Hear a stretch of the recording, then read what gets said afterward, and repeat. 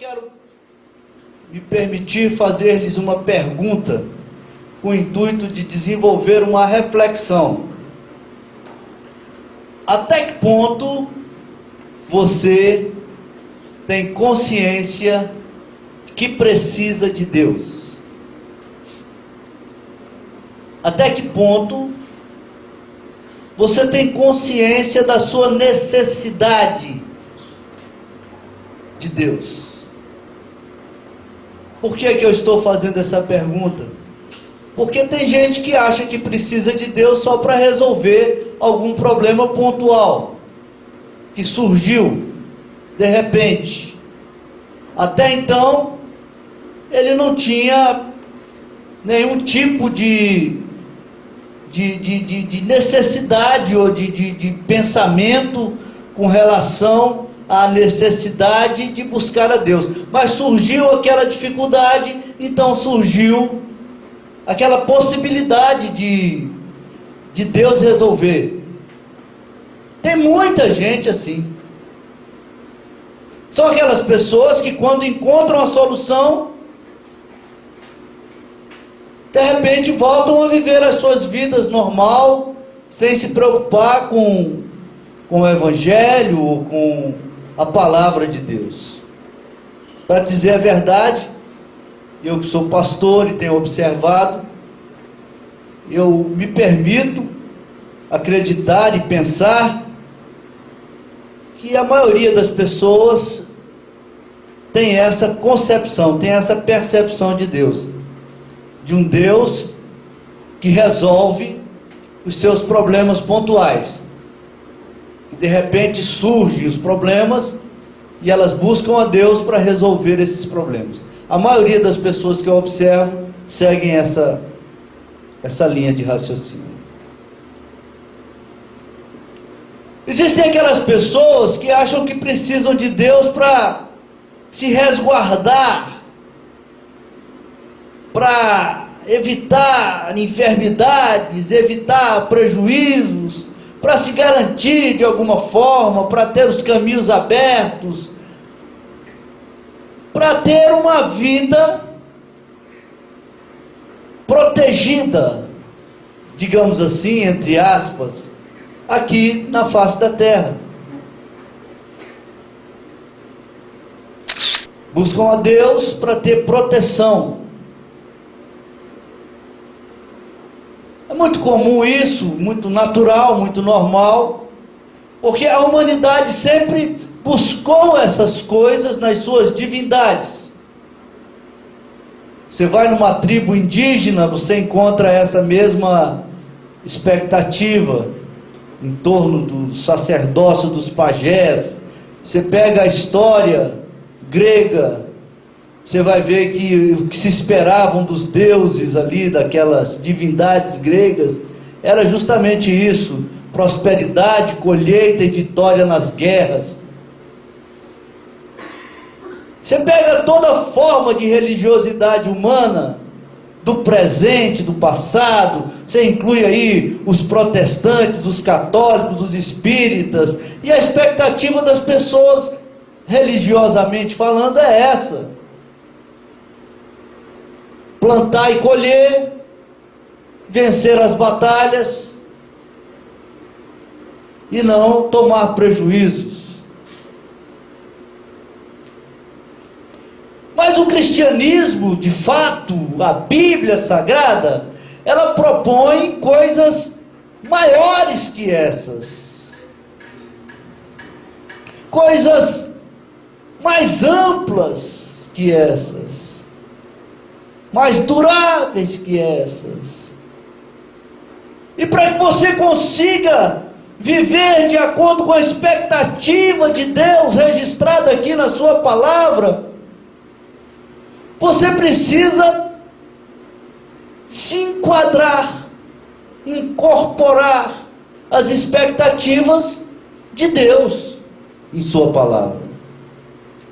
Para que você consiga satisfazer as expectativas de Deus, você precisa conhecer e se enquadrar nas expectativas de Deus, e participar dos resultados daquilo que Deus projetou, daquilo que Deus criou.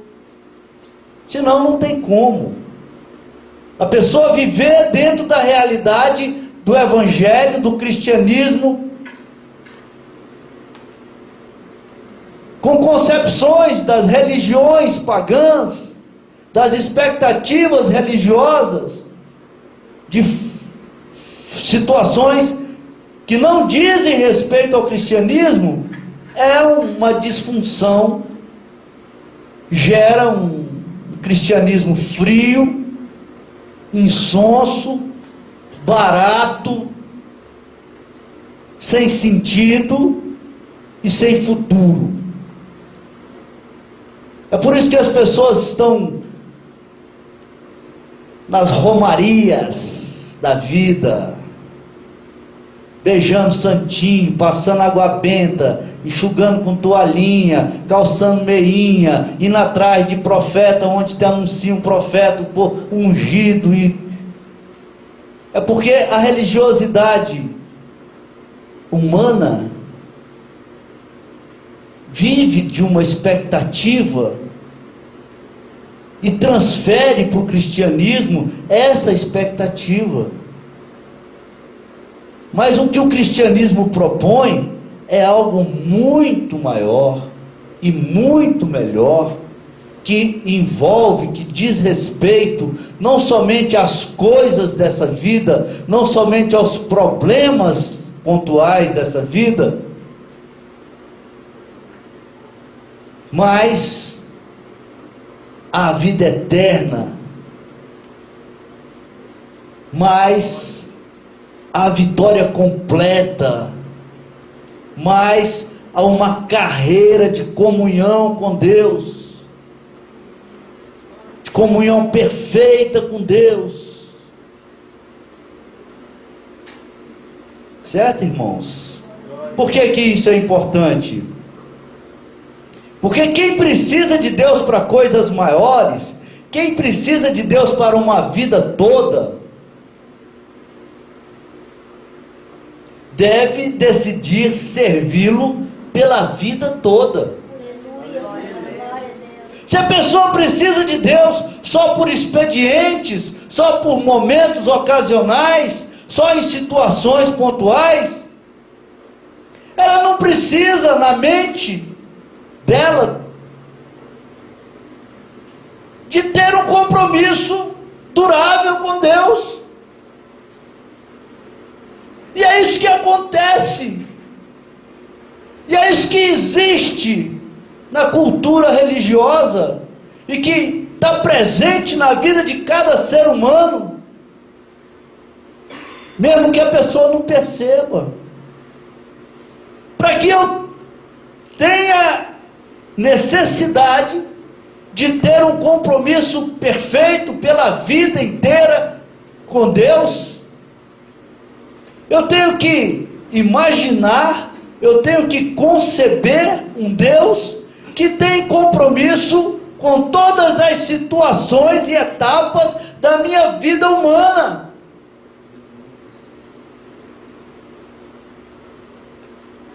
Se eu quero de Deus só para situações pontuais, ocasionais, eu nunca vou querer ter um compromisso de vida inteira com Ele. Eu vou fazer, eu vou praticar expedientes, e é isso que acontece. As pessoas dizem: olha, eu não estou fazendo isso, mas isso eu ainda não consegui largar. As pessoas, elas não se entregam completamente ao Evangelho, a uma vida de comunhão com Deus, como é a expectativa de Jesus. Está sempre: olha, eu concordo com isso, mas eu não concordo com isso.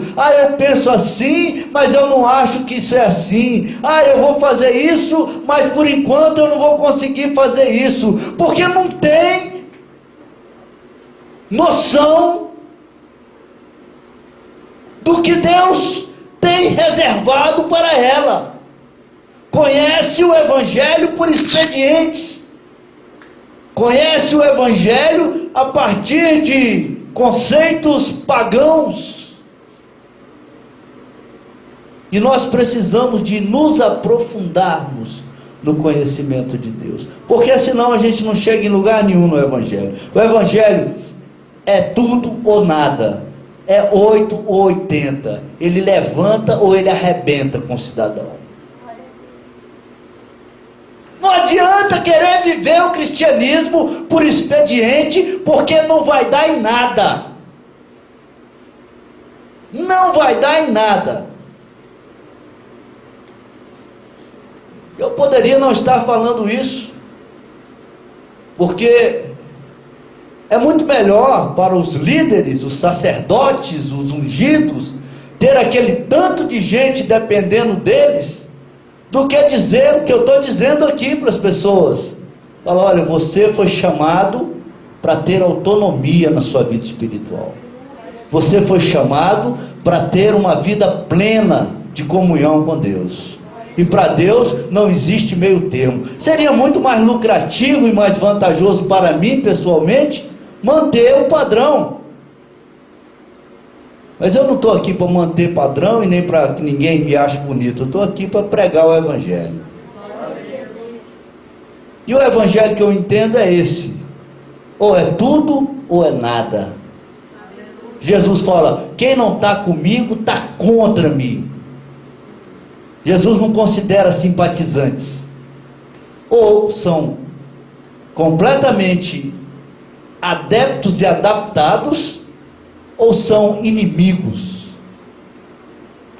Quem não é a favor, quem não está completamente dentro, envolvido, está contra. É isso que Jesus diz. Certo? Eu quero que você abra sua Bíblia em 1 Pedro, capítulo 5, que eu quero te mostrar por que isso é muito importante. 1 Pedro, capítulo 5. Eu quero te mostrar por que isso é muito importante. Versículo 8. Olha só. Sede sóbrios, vigiai, porque o diabo, vosso adversário, anda em derredor, bramando como leão, buscando a quem possa tragar, ao qual resisti firmes na fé. Certo? Jesus Cristo, ele trouxe uma revelação perfeita do universo espiritual.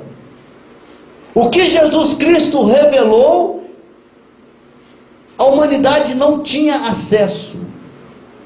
Nenhuma religião pagã tinha acesso aos detalhes, à riqueza dos detalhes do que Jesus Cristo revelou na sua vinda aqui na face da terra. E ele disse, olha, a luta do homem não é contra o carne nem contra sangue, mas é contra os principados e potestades, contra as forças espirituais do mal nas regiões celestiais. E aqui o Pedro diz pelo Espírito Santo, o diabo, que é vosso adversário, ele anda como um leão, buscando quem possa tragar. O tempo todo ele está te rodeando, para te pegar e te prender, e te escravizar, e te destruir completamente. Porque assim como Jesus salva completamente aquele que se envolve completamente com ele, o diabo também destrói completamente aquele que está envolvido com ele. Jesus Cristo veio revelar isso. E é aí que a ficha tem que cair. E é por isso que ele diz, é tudo ou nada. Quem está comigo, quem não está comigo é meu inimigo. Quem não está completamente do meu lado é meu inimigo. Jesus revelou o perigo que nós corremos na nossa vida espiritual. Nós não podemos brincar. O diabo, ele não é inimigo de Deus. Ele é inimigo do homem. De Deus ele é vítima. Ele já foi julgado, já foi condenado, e até o lugar dele passar a eternidade já foi criada.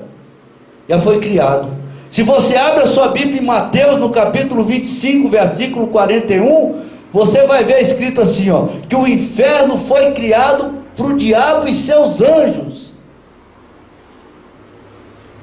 Então, o diabo ele não é inimigo de Deus, mas ele é inimigo do homem. E o alvo dele é o homem. Ele quer acertar o homem. Ele quer destruir o homem. O inferno não foi criado para o homem, mas o homem que está abraçado com o diabo, ele vai para o inferno. Assim como o homem que está abraçado com Jesus, vai para o céu.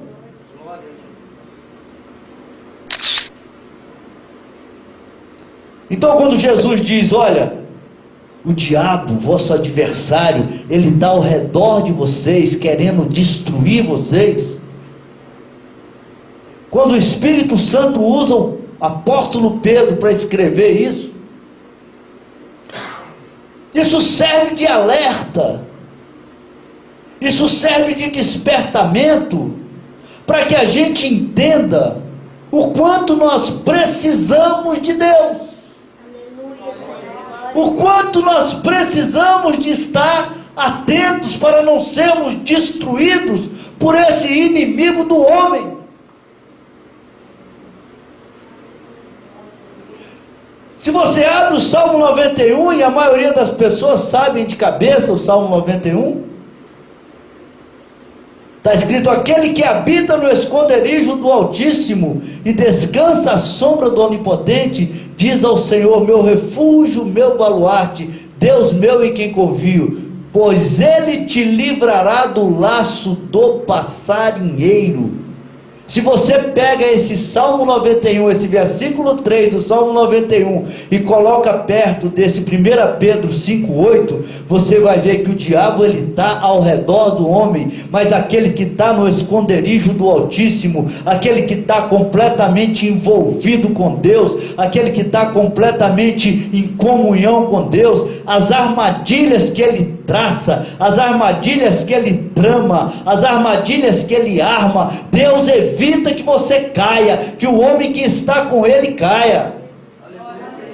O diabo é o adversário que arma, que está ao derredor querendo destruir, mas aquele que está no esconderijo do Altíssimo, descansando à sombra do Onipotente, ele livra dos laços do passarinheiro. Deus livra dos laços do passarinheiro. E é isso que faz a diferença na vida da pessoa.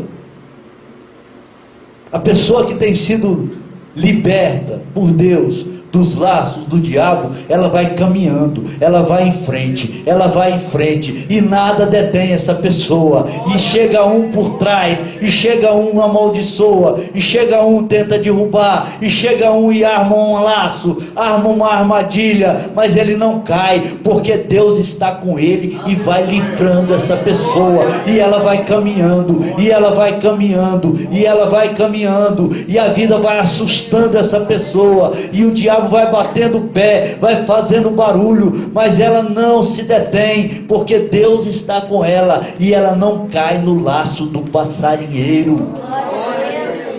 O desânimo não pega essa pessoa, a depressão não destrói essa pessoa, a doença não destrói essa pessoa, porque Deus cura, Deus liberta, Deus renova.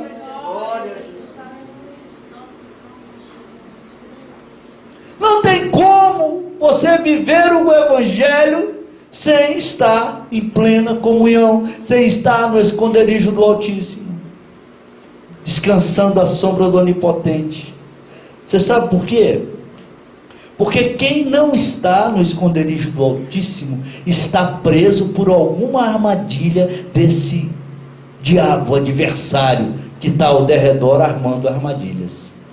Quem não está no esconderijo do Altíssimo está automaticamente preso por alguma armadilha, seja armadilha psicológica, mental, seja alguma dúvida. Mas eu não creio nisso. Pronto, acabou. Se você não crê em alguma coisa que Deus falou, você é cativo do diabo. Ah, mas eu não entendo isso. Eu não consigo entender isso.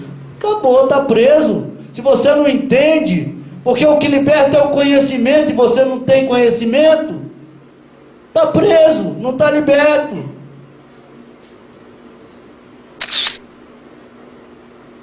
Ah, mas eu não consigo obedecer nesse nível. Está preso, meu irmão. Você é um cativo. Você está confessando com a sua própria boca que você não consegue fazer a vontade de Deus. Aqueles que são libertos, aqueles que estão no esconderijo do Altíssimo, aqueles que estão em comunhão com Deus, eles conseguem, porque o pecado não tem domínio sobre eles.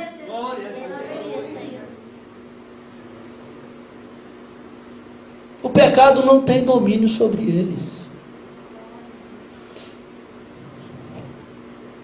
Certo, irmãos? Está entendendo? Eu quero que os irmãos se animem, porque eu não estou falando nada para desanimar ninguém. Eu estou falando para animar.